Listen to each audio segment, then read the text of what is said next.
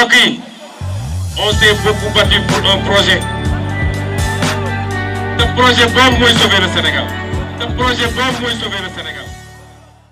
Indexé dans les fonds Covid Mansour Faye se défend ce qui s'est passé ci jamono ji nga xam ne rapport bu Cour des comptes bi ci lu ñeel yorinu alal ji ñu dajale woon ngir taxawu ci askan ki jamonoy mbas mi ngi wéy di jur coow bokk na ci lu ñeel mbirum aide alimentaire bi mooy ndimbal yi ñu doon dimbalee nit ñi. Ancien ministre du développement communautaire de l'équité sociale et territoriale Mansour Faye daal dina génn ngir andi ay leeral ci benn déclaration boo xam ne kon bu gudd la sax wala da koy fësal ci page Facebook gëm moom Mansour Faye ma ngay ñaawlu bu baax a baax li mu jàpp ne manipulation la manipulation boo xam daal nee na lenn ci ay responsable yu acteur bi fi nekk di waa Pastef ñoo koy def di ko tuumaal jaare kon daal ci mbir yooyu xewoon wàllum lubal moom nag dafa bind texte bu gudd ñëw nag point par point naka lañ doon amalee lu ñeel processus u denrée alimentaire ñi ngi ko doon jox pour ñu koy joxe jaar ko ci programme de résilience économique et sociale moom Mansour Faye day daal dinay indi ay leeral bokkoon ci la mu fàttali itam daal mooy wax ne ni ñu xam itam dañoo nekkoon ci état d'urgence sanitaire boo xam ne moo taxoon kilifa gi président Macky Sall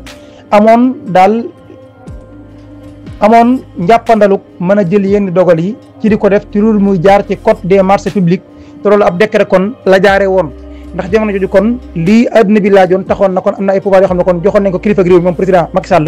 nee na moo taxoon kon am na ci yoo xam ne ñu dee koo defee nañu ko defee woon ñenn ñi nag njort ne daal ne dafa am ay marché yoo xam ne dañu koo joxe ci loo xam ne dañoo tëb jaaruñu kon ci accord bu ARMP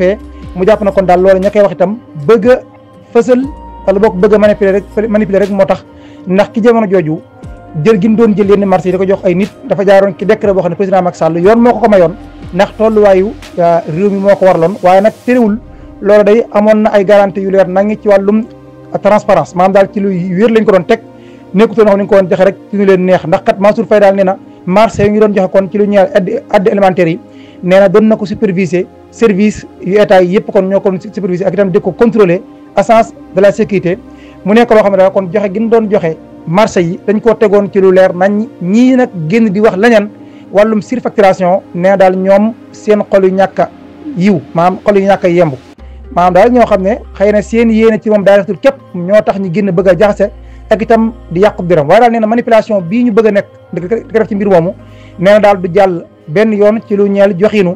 denrée alimentaire yi jaare ci programme résilience économique sociale bi amoon ci jamonoy mbas mi nee na daal la mu doon def fu leer nañ la tege te nag sax ci texte bi moom Mansour Faye texte bi daa gudd lool moo tax xëy duñ mën a ñëw ci lépp waaye lu ci nekk leeral na ko waaye daal teel a la tënk rek texte ba mooy andi ay leeral benn par benn naka la demee marché yi naka lañ ko doon joxee fan lañ ko jaarale ngir daal wax ne manipulation bi nit ñi bëgg a def